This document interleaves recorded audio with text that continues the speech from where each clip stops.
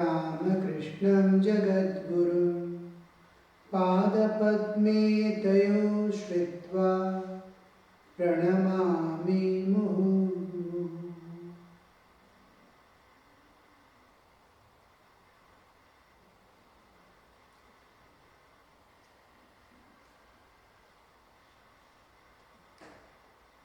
We saw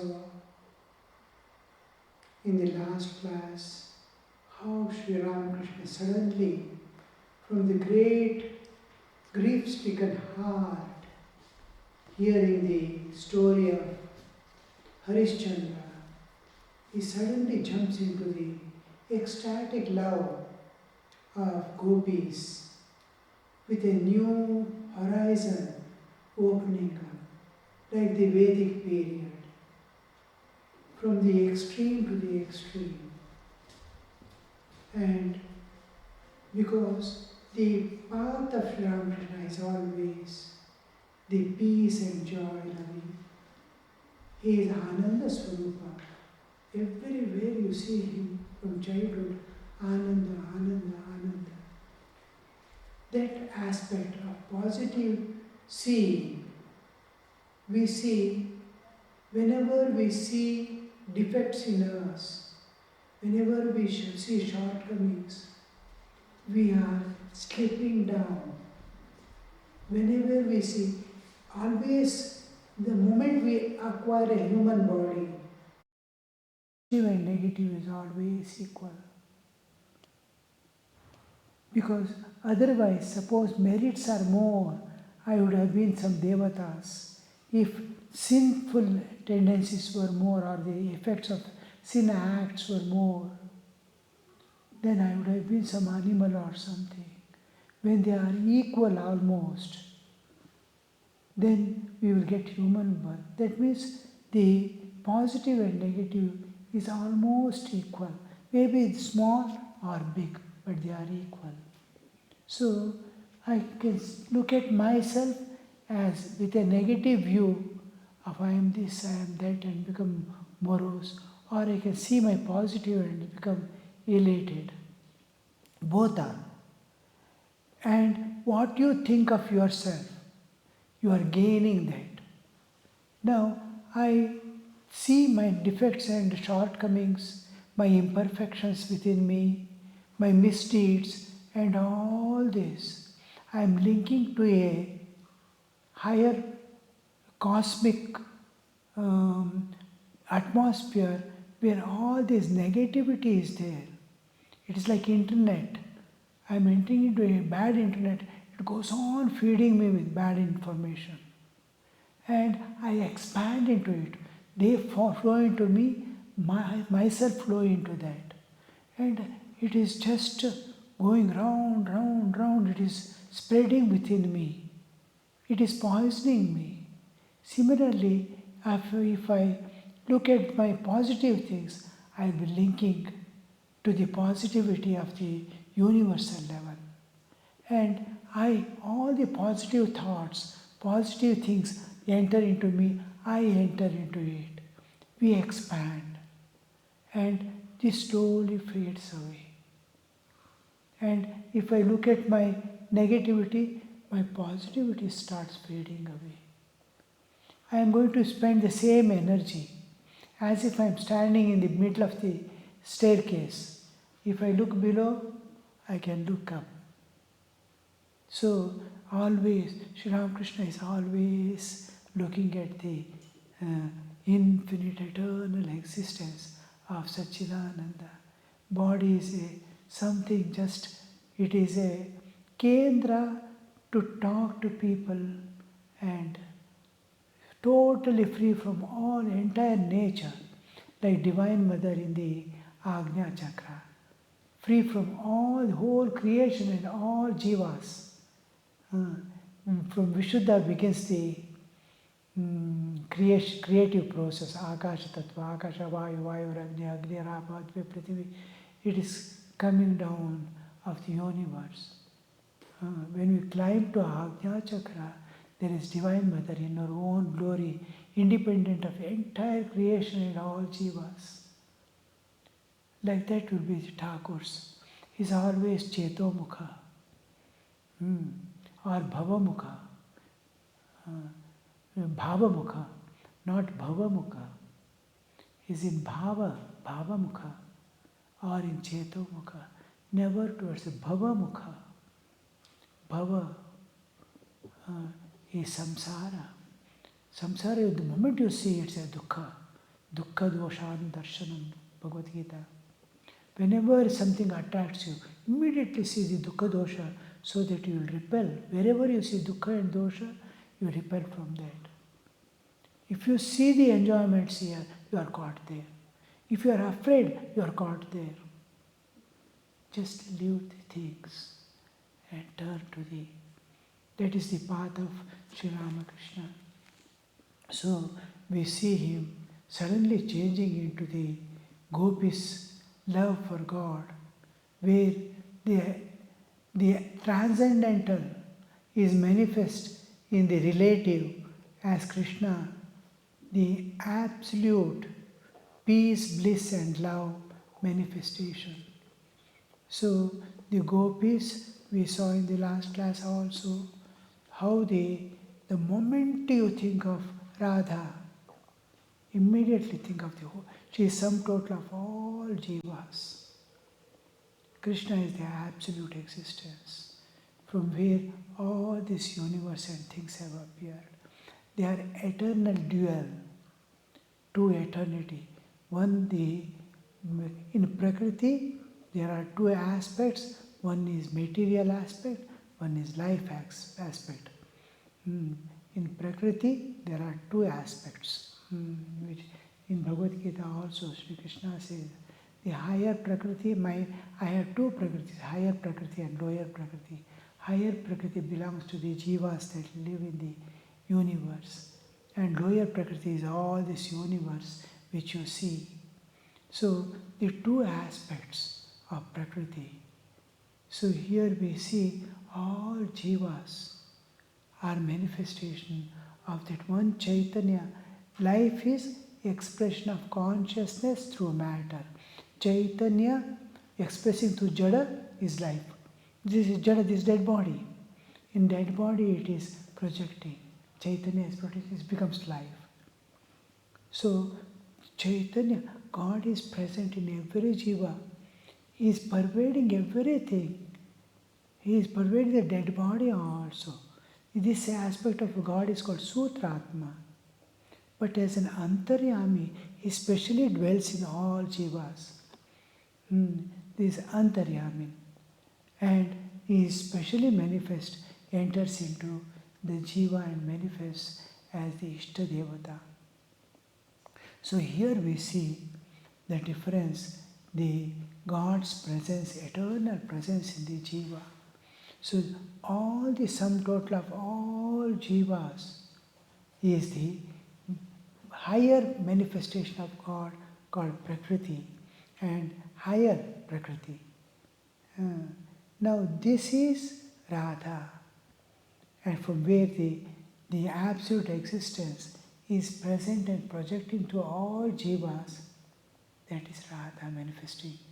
So whenever it is constantly in our existence, the Jada Prakriti is there, Chaitanya Prakriti is there. There is bodily existence and the spiritual existence. Spiritual existence is always seeking the divine. It is turned to the Chaitanya. The bodily existence is turned to the world.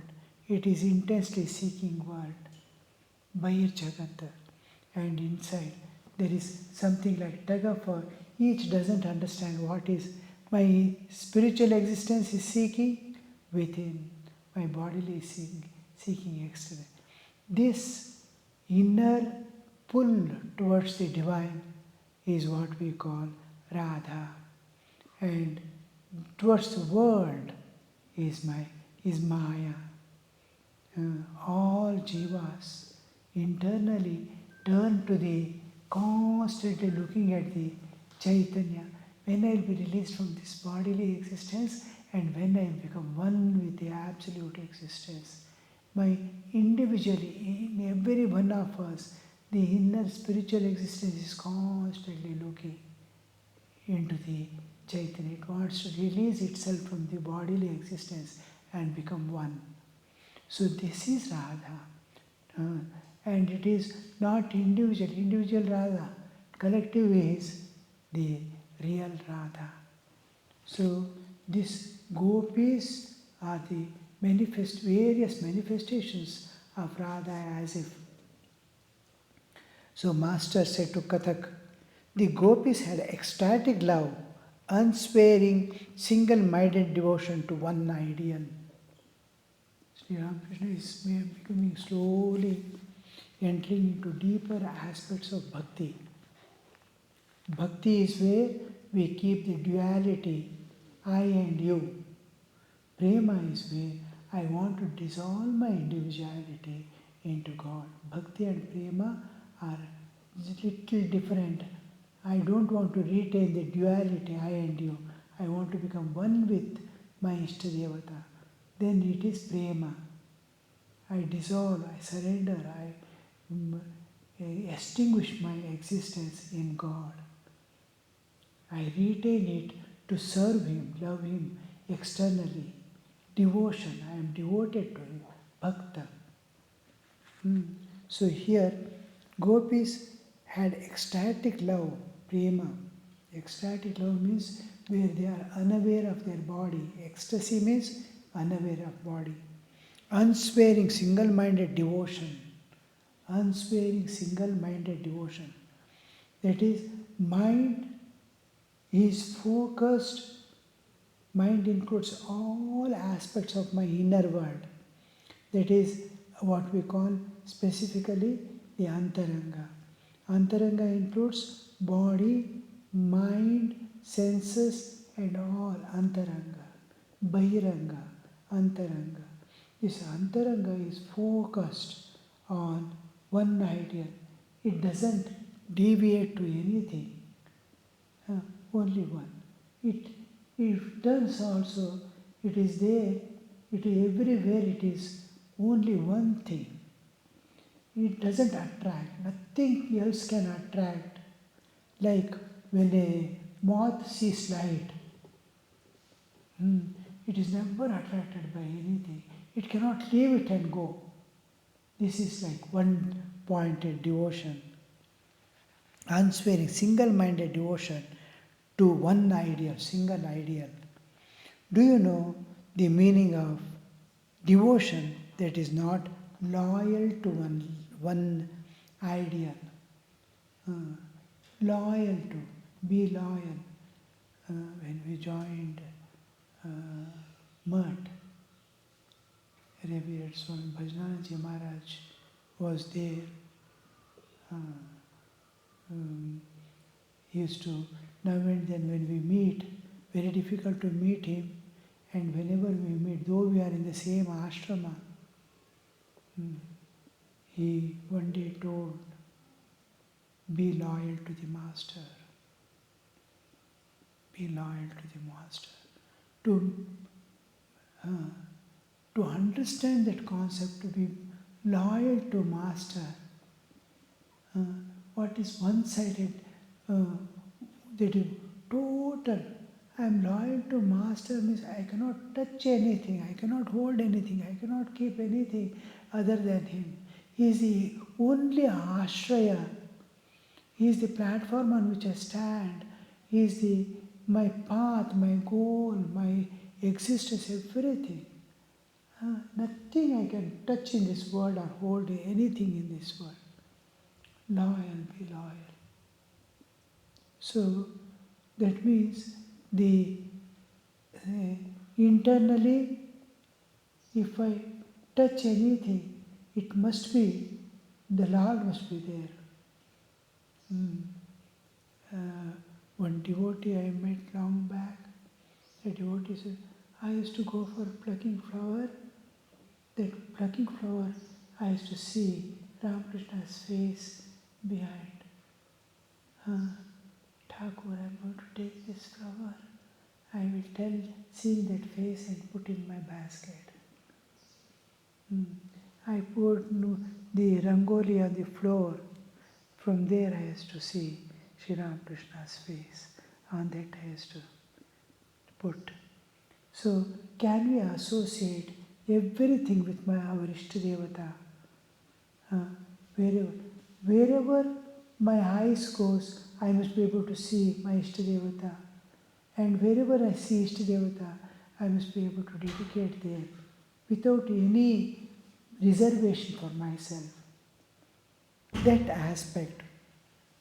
Do you know the meaning of devotion that is not loyal to one's ideal? Suppose I am not even bringing Advaitic concept in Dvaita is considered as not being loyal. It is devotion tinged with intellectual knowledge. In Bhakti, I am going to bring jnana. Do you know the meaning of devotion that is not loyal to one ideal? It is devotion tinged with intellectual knowledge. There is a tinge of intellectual knowledge in that devotion. Now, how does it express, you see? Krishna has become all this. He alone is the supreme Brahman. He is Rama, he is Shiva, he is Shakti. But this element of knowledge is not present in the ecstatic love of God. That God, my Ishtadevata has become all that understanding, that tinge of knowledge. That knowledge is not brought by the gopis. Krishna is independent, separate. Whether Advaita exists or not, whether I love my Ishtadevata. He alone. But this element of knowledge is not present in the ecstatic love of God. The devotion, the knowledge is, again I will read, it must become clear. The gopis had ecstatic love, unswearing, single-minded devotion to one ideal. What is pure love of God? Do you know the meaning of devotion that is not loyal to the ideal? Ideal is Sri Krishna, suppose, or Ramakrishna. To that ideal, to be loyal. If I am not loyal, how do I think? I don't live the spiritual world. I don't bring it to the human level or animal level. Nothing. I am in the spiritual level, but the knowledge, understanding is brought into bhakti. It is devotion tinged with intellectual knowledge. It makes one feel Krishna has become all this. He alone is Supreme Brahman. He is Rama, he is Shiva, he is Shakti. But this element of knowledge is not present in the ecstatic love of God. When we say ecstatic love of God, there is no mixing up of things. There is no kalmasha of any type, including of knowledge in that love, devotion. Once Hanuman came to Dwarka and wanted to see Sita and Rama. Krishna had said to Rukmini, his queen, you had better assume the form of Sita, otherwise there will be no escape from hands of Hanuman. He wants to see Sita and Rama, has gone to Dwarka. Dwarkanath will be there. Immediately says, I will become Rama, you will become Sita. Otherwise there won't be, you will go on searching for here and there, a very point in Dwarka, where is Rama, where is my Rama, where is Rama? So that they don't want to strain him, because that is Ishtanishta, what is called Ishtanishta. To stick on to one ideal, because smallest deviation of mind, smallest split in the awareness, a cleave is formed. It delays. It must be like an arrow struck left. It has to go to the target alone. And Sri Ramakrishna gives another example of thread passing through the eye of the needle. Smallest stretching out, you cannot pass it. So my whole devotion make me immediately, if that term loyalty is clearly understood, that I can't touch anything. I cannot hold anything of this world. My Lord alone is mine. There is nothing I can touch or hold as mine. So that one-pointed devotion immediately releases you from all things. That release. It will strike the target. The bull itself it will go and touch. And here the needle, the thread, if it is pointed and together without the fiber stretching out, simply passes easily. That kind of, it is one pointed.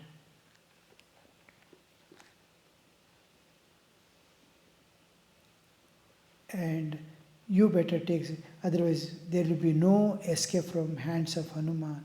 Once Pandava's brother performed Rajasuya sacrifice, all kings placed Yudhishthira on the royal throne, bowed low before him in a homage. But Vibhishana, the king of Ceylon, said, I bow down to Narayana and to none else. At these words, Lord Krishna bowed down to Yudhishthira. Only then Vibhishana prostrated himself, crown and all before him. Do you know what devotion to the one ideal is like? It is like attitude of a daughter-in-law in a family. She serves all the members of the family, her brothers-in-law, father-in-law, husband, and so forth, bringing them water to wash their feet, fetch their towels, arranging their seats, and the like. But her husband, she has a special relationship of total oneness with him. I and he are not two. Serving others is different from feeling absolute oneness with one person. That oneness, if you, 2 days before, a person said, I was married 35 years or 32 years back, and till today we had no harsh word or a heated argument or anything between us. They're like two waves becoming one wave and moving. We have been moving without any kind of conflict or differences in among ourselves. Not even a single harsh word we had to use to each other. We moved in that way. Means how that oneness comes, that kind of oneness with God. What God expects me to be, I am that. Nothing more, nothing less. God wants me to be totally free from all obligations and bondages, all holds, all knots in the mind and heart, everything to be released. No reservation for myself. Given everything to Him forever. He alone exists. I am not there. That kind of oneness, absolute oneness. प्रेम की गली अति सांकरी उसमें दो न समाए. There cannot be two when love is there. It struggles to become one. Either God will remain or I will remain. There cannot be two.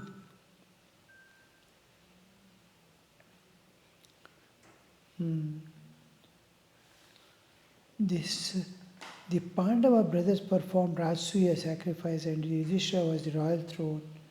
And Vibhishana said, the king of Ceylon said, I bow down to Narayana and none else. At these words, Lord Krishna bowed down to the Yudhishthira.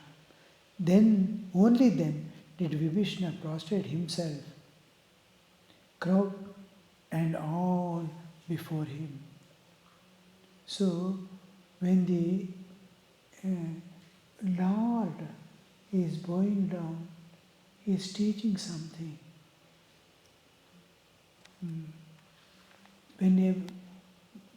When we accept a person as the king,